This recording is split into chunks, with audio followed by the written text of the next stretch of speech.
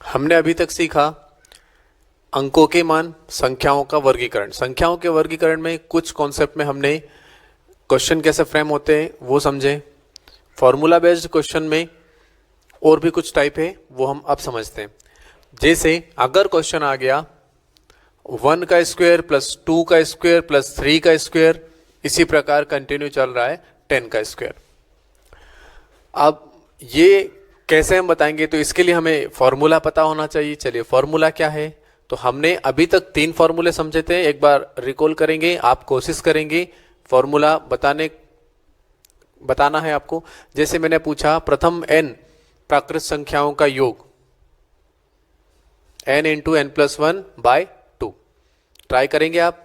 दूसरा प्रथम n समप्राकृत संख्याओं का योग n into N plus one.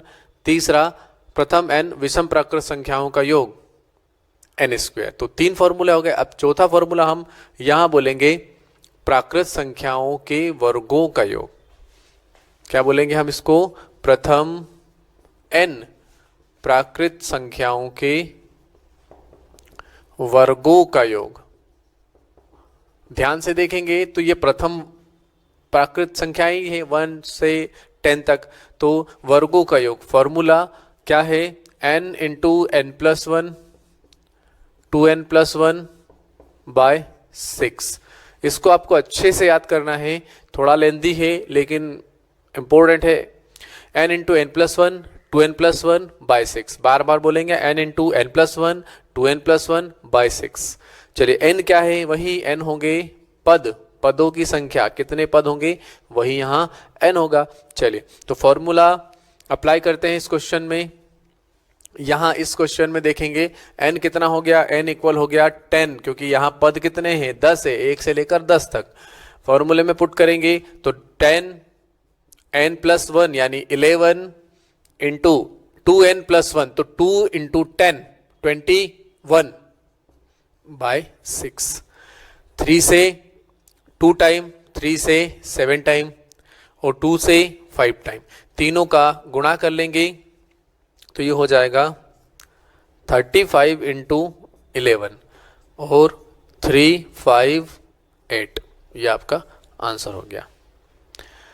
तो आपको समझ में आ गया होगा। इसी प्रकार वर्गों के योग के समान ही घनों का योग भी आपसे पूछा जाता है, समझेंगे। पहले एग्जाम्पल, अगर दिया है क्वेश्चन 1 का क्यूब प्लस 2 का क्यूब प्लस 3 का क्यूब प्लस 4 का क्यूब, इसी प्रकार से आपको बोल दिया कंटिन्यू 10 का क्यूब। तो इस क्वेश्चन का आंसर बनाने के लिए फिर हमें फॉर्मूला आना चाहिए। फॉर्मूला क्या है, फॉर्मूला है प्रथम n प्राकृत संख्याओं के घनों का योग, घनों का योग। चलिए फॉर्मूला क्या है, n into N plus one by 2 का होल स्क्वायर। ध्यान से देखोगे तो कुछ याद आएगा, ये अगर स्क्वायर हटा दे तो n into N plus one by 2 प्राकृत संख्याओं का योग का फॉर्मूला है, जो आपका पहला फॉर्मूला था। तो n into N plus one by 2 का होल स्क्वायर यानी घनों का योग का फॉर्मूला हो गया n into N plus one by 2 का होल स्क्वायर। अब यहां से आपको ये हर बार लिखा है प्रथम n प्राकृत संख्या, प्रथम n सम प्राकृत, प्रथम n विषम प्राकृत, तो ये थोड़ा लेंदी, अगर 5 फॉर्मूले हो गए तो हम इसको थोड़ा आसान बना लेते हैं। इसको हम बोलेंगे घनों का योग। जैसे प्रथम n प्राकृत संख्याओं के वर्गों का योग था, वहां हम बोलेंगे वर्गों का योग, केवल वर्गों का योग। अब हमें पता है किसके वर्गों का योग, प्राकृत संख्याओं के, तो इसका हमने शॉर्ट नाम क्या लिया, घनों का योग। घनों का योग n into N plus one by 2 का होल स्क्वायर। तो ये आपको याद हो जाएगा। एक बार रिकॉल करेंगे, प्रथम n प्राकृत संख्याओं का योग n into N plus one by 2, सम प्राकृत संख्याओं का योग n into N plus one, विषम प्राकृत संख्याओं का योग n स्क्वायर, प्राकृत संख्याओं के वर्गों का योग या शॉर्ट में हम बोल सकते हैं वर्गों का योग, तो हो जाएगा n into N plus one 2n plus one by 6। और लास्ट अभी हमने सीखा घनों का योग n into N plus one by 2 का होल स्क्वायर। आपको ये समझ में आ गया होगा। अब इसी से रिलेटेड अगर प्रथम n प्राकृत संख्याओं से ना पूछते हुए आपको बीच में से कहीं से पूछ ले, तब आप कैसे आंसर बनाएंगे वो हम समझते हैं। उसके लिए क्वेश्चन ऐसे आएगा 5 प्लस 10 प्लस 15 प्लस 20 और यहां आपको बोल दिया 100। तो 5, 10, 15, 20 ऐसे 100 तक आपको जोड़ना है। तो अब यहाँ क्या हम n into N plus one by two का फॉर्मूला लगा सकते हैं? नहीं लगा सकते। क्यों? क्योंकि यहाँ प्रथम n प्राकृत संख्याएं नहीं है, यह संख्या 5, 10, 15 यानी ध्यान से देखोगे तो इनके बीच का डिफरेंस कुछ अलग है, ज़्यादा है।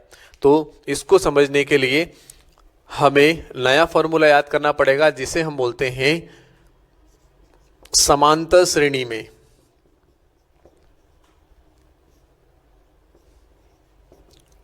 समांतर श्रेणी में n पदों का योग। समांतर श्रेणी में n पदों का योग फॉर्मूला है n/2 2a plus n-1 into D. n/2 2a plus n-1 into D, ये आपका फॉर्मूला हो गया समांतर श्रेणी में। ध्यान से देखेंगे क्या समान अंतर है? 5 5 यहां से यहां तक, इस पद में दोनों पदों में 5 का अंतर है, फिर यहां 5 का अंतर, इसे बोलते हैं समांतर श्रेणी। तो समांतर श्रेणी में n पदों का योग, n पदों का यानी कितने भी पद लिखे उन पदों का योग। तो फॉर्मूला क्या? n/2 2a plus n-1 into D. इसको, ये मोस्ट इंपॉर्टेंट फॉर्मूला है, इसको आप अच्छे से याद करोगे क्योंकि इसके पहले के जो आपको एग्जाम्पल मैंने सिखाया है, फॉर्मूला बेस्ड क्वेश्चन सिखाए हैं, वो लगभग हर स्टूडेंट बना देता है, लेकिन ये कुछ सिलेक्टेड स्टूडेंट ही बना पाते हैं जो इसको अच्छे से समझते हैं, याद करते हैं, बार बार रिकॉल करते हैं। तो इसलिए मैं आपको फोकस इस पर बता रहा हूं कि इसको आप अच्छे से याद करोगे। ओके, चलिए इसको अब हम समझ लेते हैं फॉर्मूले में। ये तो हो गया पद। इसके बाद ए मतलब क्या? ए को हम बोलेंगे फर्स्ट स्टेप, प्रथम पद, फर्स्ट स्टेप प्रथम पद। और डी यानी डिफरेंस, यानी इसको सर्वांतर भी बोल सकते हैं या सार्व अंतर, यानी सबका अंतर। यहां देखोगे ध्यान से, अंतर कितना है? 5। यहां डी क्या हो गया? 5।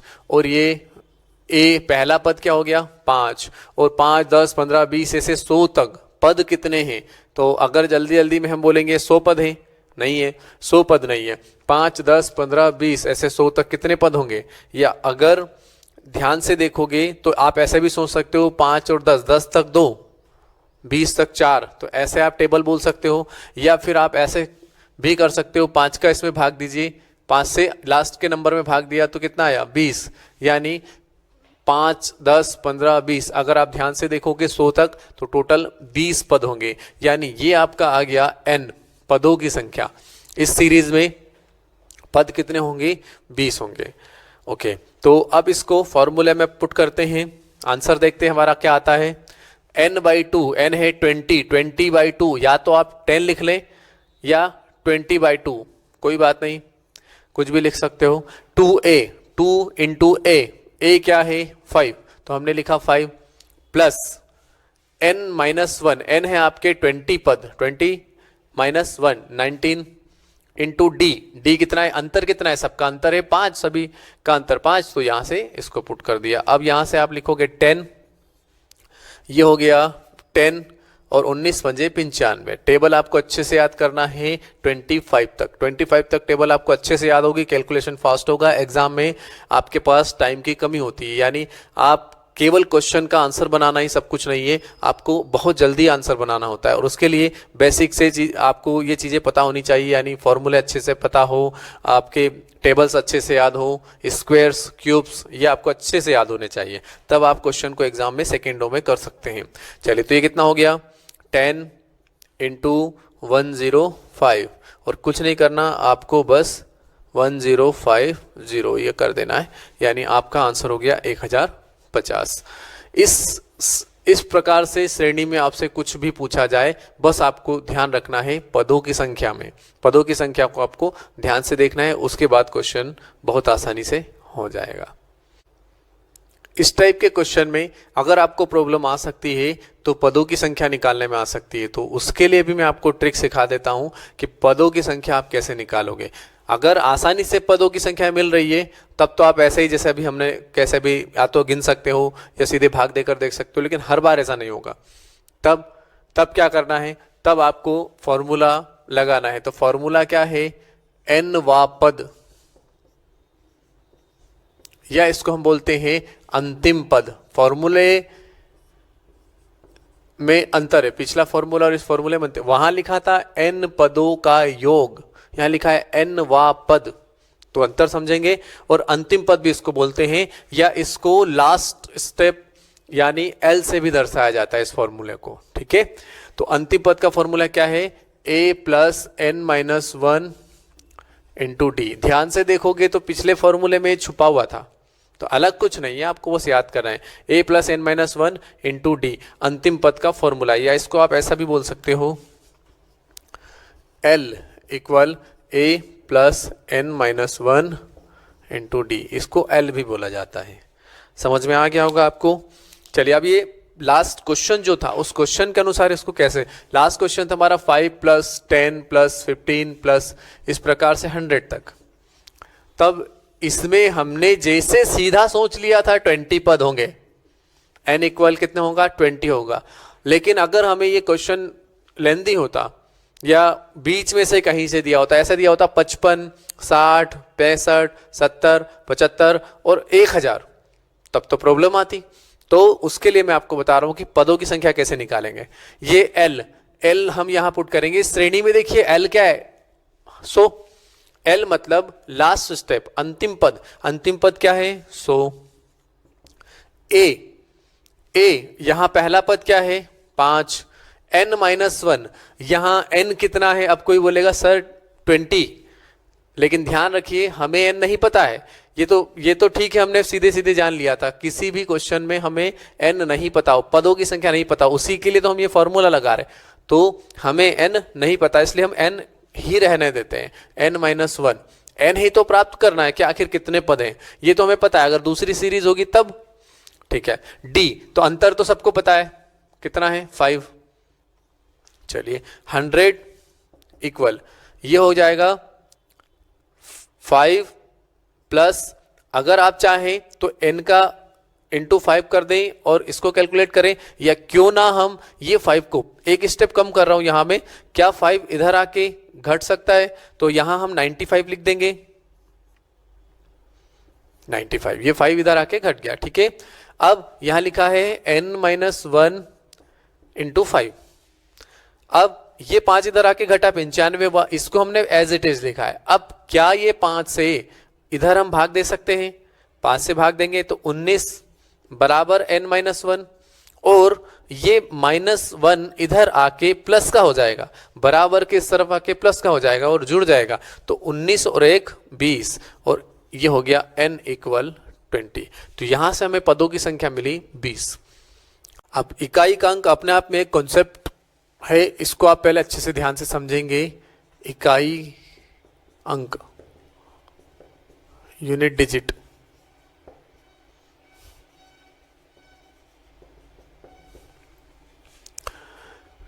इकाई का अंक कैसे आपको निकालना है। मान लीजिए एक नंबर दिया है 26, 27, इन दोनों का गुणा करने पर आपसे पूछा है इकाई का अंक क्या आएगा। अब आपको क्या करना है, इन दोनों का गुणा करना है। इन दोनों का गुणा आप कैसे करेंगे, तो आप 7 गुणा 6 7 42 ऐसे लिखेंगे, फिर 7 गुणा 2 14, 14 और 4 18, इस प्रकार आप लिखेंगे। अगला नंबर लिखेंगे और फिर हल करेंगे, तो ये 2 यहां आ गया। तो आप पूरा कैलकुलेशन ना करते हुए आप शुरुआत में ही बोल सकते हैं कि 7 6 42 और 2, यानी इसका इकाई का अंक क्या होगा 2 होगा। क्यों, एक बार और समझ लेते हैं। अगर कोई नंबर ऐसे लिखा है,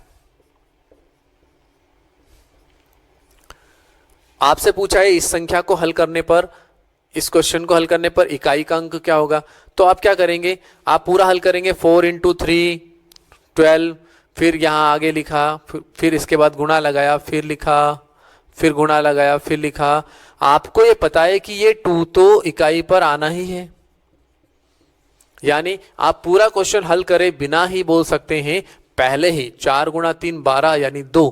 तो इस क्वेश्चन में अगर हम हल करेंगे तो इकाई का अंक 2 आएगा। समझ में आया? यानी ये पूरा हल करने की जरूरत नहीं है।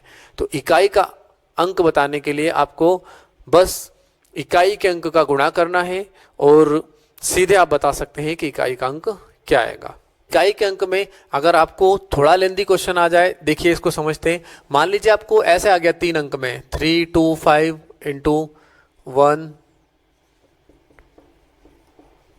आपको इसमें पूछा है कि इकाई का अंक क्या होगा। इसमें भी घबराने वाली कोई बात नहीं है।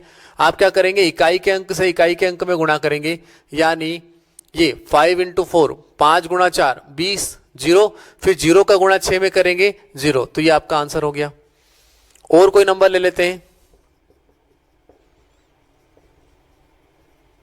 इसमें इकाई का अंक क्या होगा, तो आप क्या करेंगे 3 का गुणा 2 में करेंगे, 3 गुणा 2 6, फिर ये जो इकाई का अंक आया इसको आप 8 में गुणा करेंगे, 8 छंग 48 यानी 8, आपका आंसर हो गया 8। 6 आंसर नहीं होगा, लास्ट में अगर ये और भी लेंथी होता तो आप आगे बढ़ते जाते लास्ट में जो बचता वही इकाई का अंक होता। अगला देखते हैं, अगर आपको पावर दी हो जैसे कि आपके क्वेश्चन में अभी दिया है, तो अगर पावर दी हो तब आपको क्या करना है, तो पावर में समझेंगे। अगर नंबर लिया है 2 3 का स्क्वायर, तो 2 3 का स्क्वायर यानी आप बोलेंगे 23 इंटू 23 3 इंटू 3 9 आंसर। ये बोलेंगे 23 का स्क्वायर में इकाई का अंक क्या होगा, तो आप ऐसे बना सकते हो। अब अगर 23 की पावर 3 होता तो आप बोलते 2 3 इंटू 23 इंटू 23, तो 3 इंटू 3 9 9 तिया 27 7 आंसर हो गया। लेकिन 23 की पावर अगर लिखा है 21, तब तो आप 23 को 21 यानी 21 बार नहीं लिख सकते। तब क्या मेथड आप लगाएंगे वो हम समझते हैं।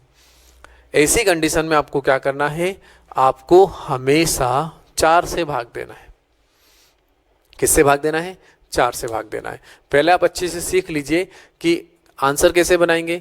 4 से भाग देना है। 4 से भाग क्यों देना है ये भी मैं आपको बता देता हूं, वैसे आपको इतना डीप जाने की जरूरत नहीं है।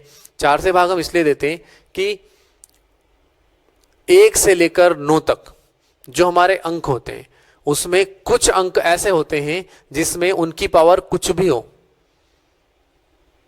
इकाई का अंक वो स्वयं आते हैं। जैसे अगर हमने बोला 5 की पावर 3 तो 125, इकाई का अंक क्या स्वयं 5।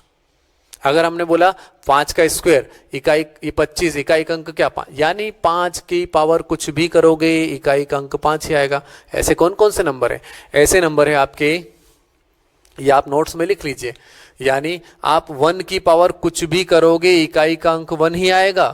1 की पावर 1, 1 की पावर 2, 1 की पावर 15, 1 की पावर 20 कुछ भी करोगे। ऐसे ही अगर 5 की पावर आप कुछ भी करोगे इकाई का अंक 5 ही आएगा। ऐसे ही 6 की पावर आप कुछ भी करोगे इकाई का अंक 6 ही आएगा। 6 की पावर 1 6, 6 की पावर 2 करोगे 36 6, 6 की पावर 3 करोगे 216 6, ऐसे आप अनंत तक जाइए। ऐसे ही 0 की पावर कुछ भी हो इकाई का अंक क्या आएगा 0। तो ये आपको याद रखना है, इससे आपको क्वेश्चन हल करने में और जल्दी होगी।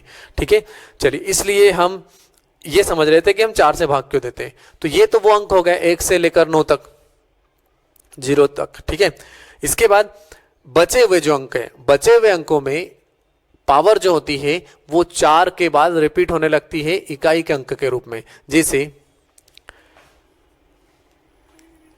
इसको हम समझते हैं 2 की पावर 1 2, 2 की पावर 2 4, 2 की पावर 3 8, 2 की पावर 4 16 और 2 की पावर 5 32। ध्यान से देखेंगे 2 की पावर 1 2 3 4, यहां ये इकाई का अंक 2 है, यहां 4 है, यहां इकाई का अंक 8 है, यहां इकाई का अंक 6 है। यहां तक ठीक था। जैसे ही हमने 2 की पावर 5 किया 32, यानी ये जो 2 है इकाई का अंक रिपीट हो गया। आगे बढ़ते हैं, 2 की पावर अगर आप 6 करेंगे तो ये हो जाएगा 64, यानी ये 4 ये आ गया। यानी कॉन्सेप्ट ये है कि 4 पावर करने के बाद पांचवी, छठी, सातवीं, आठवीं वही होगी जो पहली, दूसरी, तीसरी, चौथी, फिर 9, 10वां, 11वां, 12वां वही होगा जो पहला, दूसरा, तीसरा, चौथा। यानी हमने 4 से भाग देकर इस क्वेश्चन को आसानी से हल किया जा सकता है। अगर आपको ये ज़्यादा गहराई में समझ में नहीं आ रहा है, कोई बात नहीं, ये आपके काम का है भी नहीं। बस आपको हमेशा ध्यान रखना है कि जब भी आप यूनिट डिजिट निकालें, इकाई का अंक निकालें, तो आपको 4 से भाग देना है और ये याद हो जाएगा आप क्वेश्चन हल करेंगे तो। ठीक है, चलिए हल करने के लिए आपको 4 से भाग देना है और ध्यान किसका रखना है? शेषफल का। तो हम शेषफल बोलेंगे 4 से भाग दिया, 4 से भाग दिया तो 20 तक भाग गया, शेषफल कितना बचा? 1। यानी हम बोलेंगे यहां जो शेषफल है उसको हम पावर लगा देंगे 23, यानी 3 की पावर 1। 3 की पावर 1 यानी क्या होता है? 3। तो आपका आंसर हो गया 21। अगर 23 की पावर 21 हो तो इकाई का अंक 3 होगा। और समझ लेते हैं एग्जाम्पल से इसको हम। चलिए और देखते हैं एग्जाम्पल। अगर लिखा है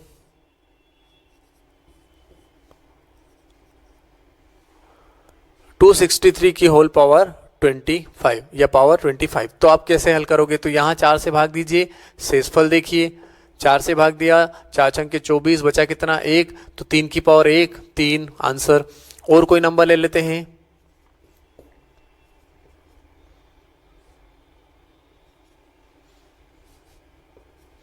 चलिए इसमें देखते हैं इकाई का अंक।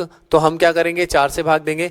अब देखिए 4 से भाग देने के लिए 355 में नहीं देना, हमने 4 से डिविजिबिलिटी रूल में सीखा है कि हम क्या करेंगे, केवल लास्ट के 2 नंबर में भाग देंगे, 2 अंकों में भाग देंगे। तो 4 से भाग देंगे तो 4 एकम 4, बचेंगे कितना? 1। फिर 4 से 3 बार 12, बचेंगे कितने? 3। शेषफल कितना? अभी शेषफल आया है, आंसर नहीं। क्या करना है? ये जो शेषफल है यहां पावर लगा दो। अब 8 की पावर 3, 8 की पावर 3 512 होता है, 512, यानी आपका आंसर हो गया 2। इकाई का अंक क्या हो गया? 2। और क्वेश्चन प्रैक्टिस कर लेते हैं। जैसे अगर हमने दिया